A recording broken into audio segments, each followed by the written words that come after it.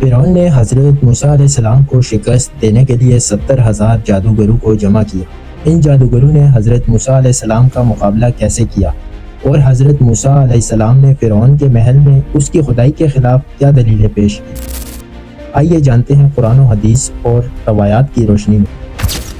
ایک دن جب حضرت موسیٰ علیہ السلام ایک درخت کے قریب گئے جس سے آگ نکل رہی تھی، اسی درخت سے اللہ تعالیٰ نے حضرت موسیٰ علیہ السلام سے کلام کیا، جیسا کہ قرآن کی سورہ قصص اور سورہ طٰہٰ میں ارشاد ہے: اے موسیٰ، میں اللہ رب العالمین ہوں، میں تیرا پروردگار ہوں، اپنے جوتے اتار، تو مقدس وادی طویٰ میں ہے۔ پھر اللہ نے حضرت موسیٰ علیہ السلام سے پوچھا: اے موسیٰ، تیرے ہاتھ میں کیا ہے؟ حضرت موسیٰ علیہ السلام نے جواب دیا: یہ لکڑی میری عصا ہے، میں اس پر ٹیک لگاتا ہوں، اس سے اپنے ریوڑ کے لیے درختوں سے پتے چاڑتا ہوں، اس سے اور بھی کئی کام لیتا ہوں۔ ارشاد ہوا: اپنے عصا کو زمین پر ڈال دو۔ چنانچہ حضرت موسیٰ علیہ السلام نے عصا کو زمین پر پھینک دیا، جو ایک بہت بڑے اژدہا میں تبدیل ہو گیا اور حرکت کرنے لگا۔ یہ دیکھ کر حضرت موسیٰ علیہ السلام گھبرا گئے اور دوڑ پڑے۔ اللہ نے فرمایا: اے موسیٰ، گھبراؤ مت، تم وادی امن میں ہو، اپنا ہاتھ اپنے گریبان میں ڈالو اور باہر نکالو۔ حضرت موسیٰ علیہ السلام نے جب گریبان میں سے ہاتھ نکالا تو وہ روشن چمکدار اور اس میں کوئی عیب، کوئی نقص نہ تھا۔ اس کے بعد اللہ تعالیٰ نے حضرت موسیٰ علیہ السلام سے فرمایا: یہ 2 دلیلیں لے کر فرعون کے پاس جاؤ، جو سرکش اور ظالم ہو گیا ہے، اور اس کو نرمی کے ساتھ نصیحت کرو تاکہ وہ راہ راست پر آ جائے۔ حضرت موسیٰ علیہ السلام نے عرض کی: یا اللہ، میرے لیے میرے بھائی ہارون کو میرا ساتھی اور مددگار بنا دے۔ حضرت موسیٰ علیہ السلام کی دعا قبول ہوئی اور حضرت ہارون علیہ السلام کو بھی درجہ نبوت پر فائز کر دیا گیا۔ اس کے بعد حضرت موسیٰ اور حضرت ہارون علیہ السلام فرعون کی طرف روانہ ہو گئے۔ اس دوران فرعون کو اس کے نجومیوں نے خبر دی کہ تیرے دربار میں 2 ایسے لوگ آنے والے ہیں جنہیں تیرے قصر تک پہنچنے میں نہ ہی تیرے محافظ حائل ہو سکیں گے اور نہ ہی دروازے، اور وہ ایک عجیب بات کہیں گے۔ فرعون نے پوچھا کہ وہ کیا کہیں گے؟ نجومیوں نے کہا کہ وہ تیری خدائی کا انکار کریں گے اور کہیں گے کہ ہمارا خدا وہ ہے جس نے ہمیں، فرعون اور پوری کائنات کو پیدا کیا۔ یہ سنتے ہی فرعون آگ بگولا ہو گیا۔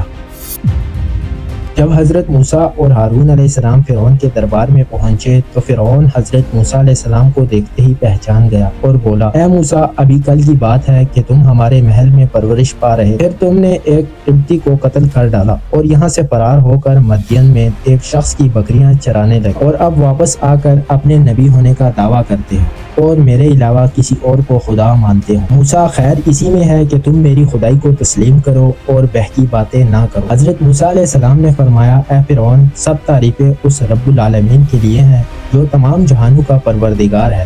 اس کے علاوہ جو کوئی بھی خدائی کا دعویٰ کرتا ہے وہ سخت گمراہی پر ہے، اس کا انجام اچھا نہیں اور وہ آخرکار برباد ہو کر رہے گا۔ تیری بھلائی اسی میں ہے کہ تو اللہ رب العالمین کی وحدانیت کا اقرار کرے اور بنی اسرائیل کو غلامی سے رہا کر دے اور ان پر ظلم کرنے سے باز رہے۔ جب فرعون نے حضرت موسیٰ علیہ السلام کی باتوں سے انکار کیا اور اپنی حد پار کرنے لگا تو حضرت موسیٰ علیہ السلام نے اللہ کے حکم پر اپنا عصا زمین پر ڈال دیا، جو ایک بہت بڑے اژدہا میں بدل گیا۔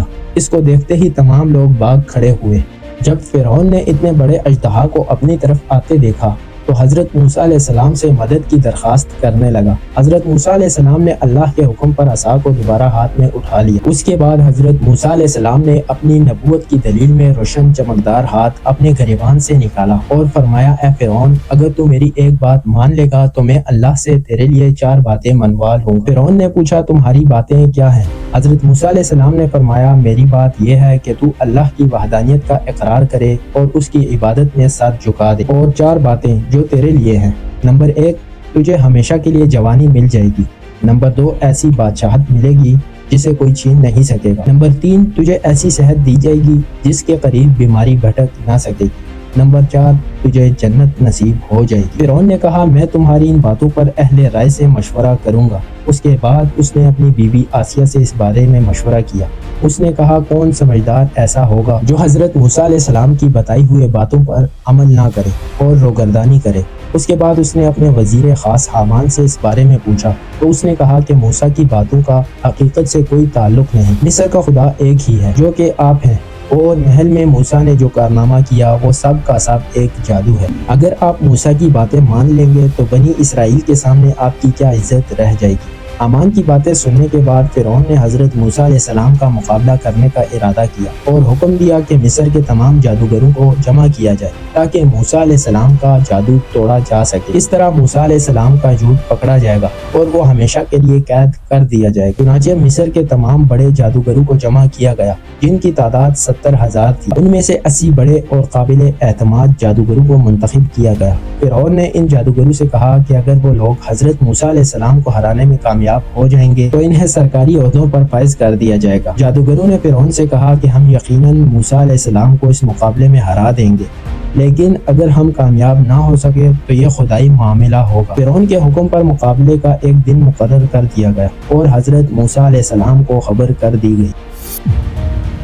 मुकर्रर करदा दिन पर फिरौन अपने जादूगरों के साथ सिकंदरिया के मुकाम पर पहुंचा जहां मुकाबला होना था। जब हजरत मूसा और हारून अलैहिस्सलाम वहां पहुंचे तो फिरौन के जादूगरों ने हजरत मूसा अलैहिस्सलाम को असा फेंकने को कहा, मगर हजरत मूसा अलैहिस्सलाम ने इन जादूगरों से कहा कि वो अपनी रस्सियां पहले फेंके। चुनांचे उन्होंने अपनी रस्सियां मैदान में फेंकी। सारी रस्सियां सांप बनकर दौड़ने लगी और एक दूसरे पर हमला करने लगी। उसके बाद हजरत मूसा अलैहिस्सलाम ने अल्लाह के हुक्म पर जमीन पर अपना असा डाला। वो एक बहुत बड़े अजदहा में तब्दील हो गया और तमाम सांपों को निगलने लगा। यह मंजर देखकर तमाम जादूगरों को यकीन हो गया कि हजरत मूसा अलैहिस्सलाम जादूगर नहीं बल्कि अल्लाह के सच्चे नबी हैं, और वो तमाम जादूगर हजरत मूसा अलैहिस्सलाम पर ईमान ले आए और सजदा में गिर पड़े। ये देखकर फिरौन ने जादूगरों से कहा कि तुमने मेरे होते हुए हजरत मूसा अलैहिस्सलाम के रब पर ईमान लाया, इसलिए अब सजा के तौर पर तुम्हारा एक हाथ और एक पाँव काटा जाएगा और तुम्हें फांसी दे दी जाएगी।